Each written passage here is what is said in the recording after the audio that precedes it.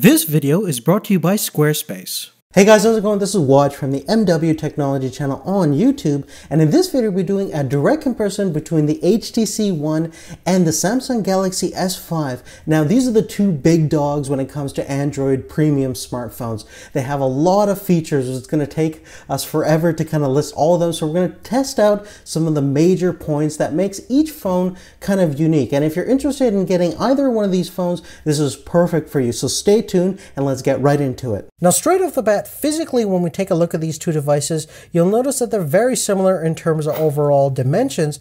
The Samsung Galaxy S5 measures about 142 millimeters in terms of its height, and which is a little bit smaller than the HTC One, measuring about 146.4 millimeters in terms of its height.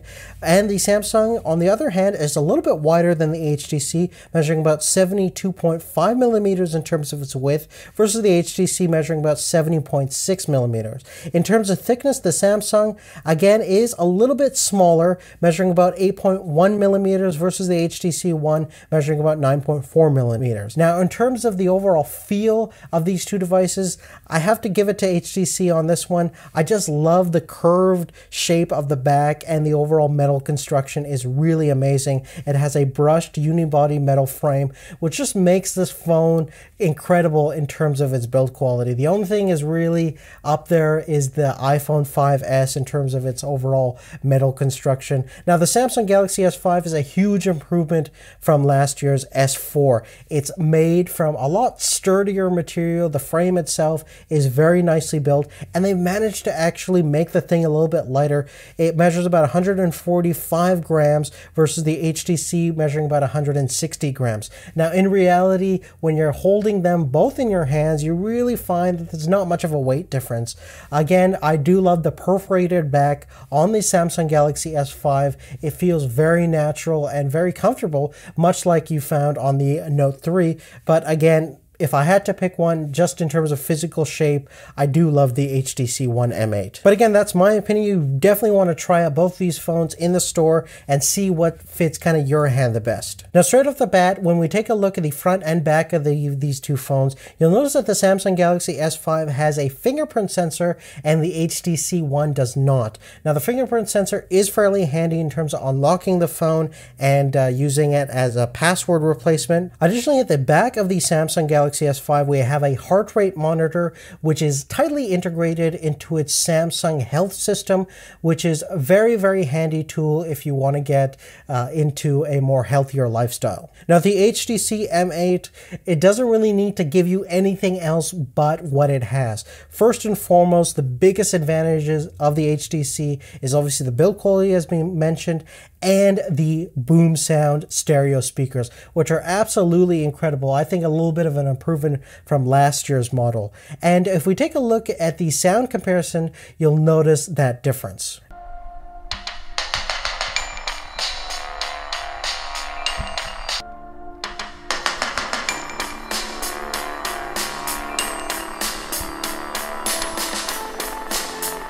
Now, another big feature that the Samsung has that the HTC One doesn't is the IP67 certification, making it both dust and water resistant. It's water resistant up to 1 meters for 30 minutes, so very, very impressive here. And unfortunately, we do not see that capability out of the box on the HTC One. Now, you can modify it, send it to a third party that will waterproof the HTC One for you, but it doesn't come like that in the box. Now, let's go to expandabilities.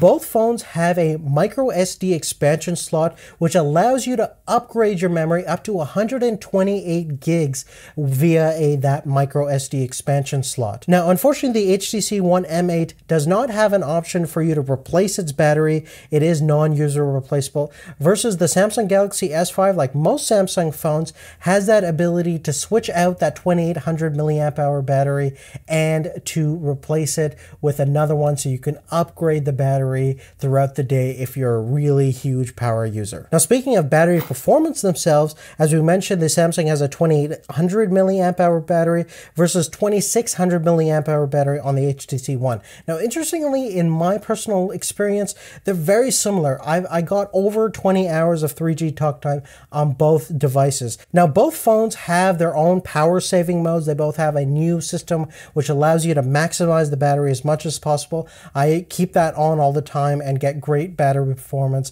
Usually find somewhere between an hour or an hour and a half between extra battery life when those modes are on, in my experience. Now, as you can see over here, we have pretty much the same screen size. On the Samsung, we have about a 5.1-inch Super AMOLED display, and the HTC One has a 5-inch IPS LCD capacitive touchscreen display. Very similar. Now, the HTC One has a higher density sub-pixel matrix versus the Samsung has a pentile diamond-shaped matrix display. Now, if you don't know what a pentile display is versus a traditional RGB matrix sub-pixel array, you definitely want to click on the video right now. I'll take you to actually an explanation video of what I did last year on these two devices, and it kind of gives you a good example of what these screens are actually made out of and how they're kind of configured in terms of the actual specifications and what you actually experience in real life. Now, in real life, the gist of it is that they're very, very similar displays in terms of clarity and overall PPI. Now, the PPI on the Samsung is about 432 versus about 441 on the HTC One. A little bit higher on the HTC One. They're both, of course, 1920 by 1080. And in terms of the overall color saturation and the overall look of the screen, I like both screens. Now, one thing I do like about the Samsung is that it is a super organic LED display, so that means it'll actually turn off regions of the screens where there shouldn't be any brightness, so it'd actually be pitch black when you're actually viewing different movies, basically anything that's black in a dimly lit situation. So very, very great black levels compared to the more traditional backlight that's found on the HTC One. Now, the S5 actually has another trick up its sleeve in terms of a display. It has a new adaptive system which is gonna basically automatically change the screen brightness, the contrast, the overall sharpness, and a lot of aspects of the screen display itself to adapt to whatever ambient circumstance you're in. Now, the HTC One also has its own screen adaptation system, and in both cases, they both work pretty well. The Samsung is a little bit more fluid in terms of changing between different lighting circumstances, and I think it is a little bit helpful if you go through a indoor to an outdoor environment on a frequently consistent basis. Now, internally, when we go inside these two monsters, we find a very similar heart. It's basically the Snapdragon 801 CPU, which is a quad-core processor. On the Samsung, it's clocked in about 2.5 gigahertz, and on the HTC One, it's clocked in about 2.3 gigahertz. Very similar performance. We both have 2 gigs of RAM in both devices, and when we take a look at the Geekbench score, we get a very similar score. Now, the HTC One M8 is actually beating out the Samsung just by a little on the single core score, measuring about 941 versus 891 on the Samsung. But on the multi-core, it's a different story. The S5 is getting a lot better, measuring about 2852 versus about 2392 on the HTC One.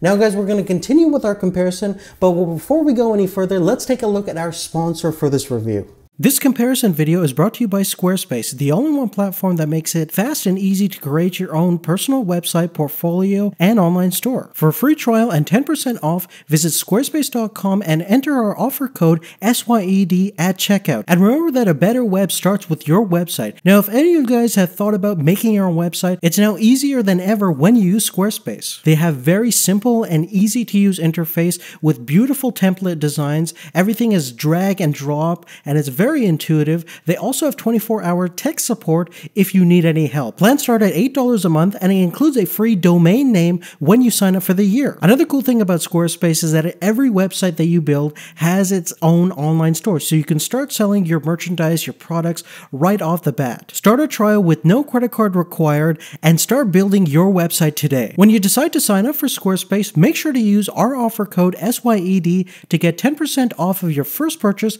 and to show your support support for MW technology. We thank Squarespace for their support of MW technology, and remember, Squarespace, a better web starts with your website. Now next we're going to move on to connectivity. Both of them are LTE certified. The cool thing about the Samsung Galaxy S5, it has this new kind of turbo downloader mode, which is actually going to combine your Wi-Fi and your LTE speeds to get a combination speed that's going to be faster than anything else. Very, very innovative stuff from Samsung, and this feature works really well, especially if you're transferring or downloading large files from the web. Now, in terms of Wi-Fi, they both are certified for 802.11n AC capabilities, so they have both the latest generation of Wi-Fi technology and antennas inside. They both have Bluetooth 4.0, NFC capabilities. However, the Samsung does have the latest generation of micro USB 3.0 technology, which is going to give you much faster speeds than the micro USB 2.0 connection that's on the HTC One. And this is certainly one of the first generation of smartphones to have the USB 3.0 standard enabled straight out of the box at the bottom of the device, which is certainly nice and definitely going to give you better performance in terms of file transfers. Now next we're going to talk about the cameras that's in both of these two devices, which are fairly different. Now when we take a look at the front-facing cameras, the interesting thing is the Samsung actually has a little bit of a lower resolution. It has a 2 megapixel front-facing camera versus the HTC One has a leading 5 megapixel camera. They both can do 1080p at 30 frames per second, but in terms of resolution, the HTC One is certainly the winner in terms of that. Now when we take a look at the rear-facing cameras, it's a completely different story. The HTC One is using its dual pixel technology sensor, which we found in the original HTC One, and it is a 4 megapixel sensor, which is certainly a lot lower resolution that we have on the Samsung Galaxy S5, but it does have dual LED flash, and it's a little bit better in terms of low light. You can certainly see more information in the shadows, but you do get a little bit of noise with that. It's not a tremendously clean camera in terms of that. The cool thing on the other hand on the HTC One is that you see dual cameras, which is going to basically allow you to focus the image after that you've actually taken it, which is very, very handy and extremely useful. It has a couple of other gimmicks as well in terms of editing your photos. It has a cool little 3D effect, which is certainly novel. Now the camera on the Samsung Galaxy S5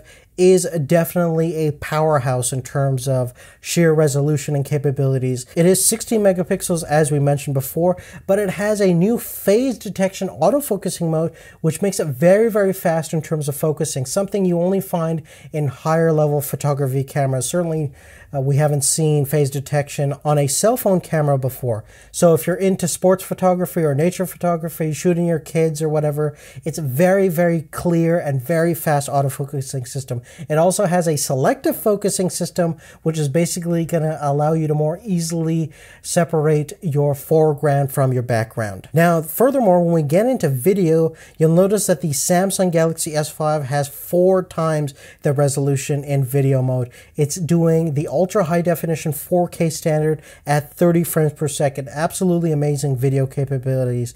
And it does 1080p at 60 frames per second and also slow motion at 720p, 120 frames per second. Now, in order to test these two cameras against each other, let's go ahead and take a look at some sample images and video to determine which one looks better to you.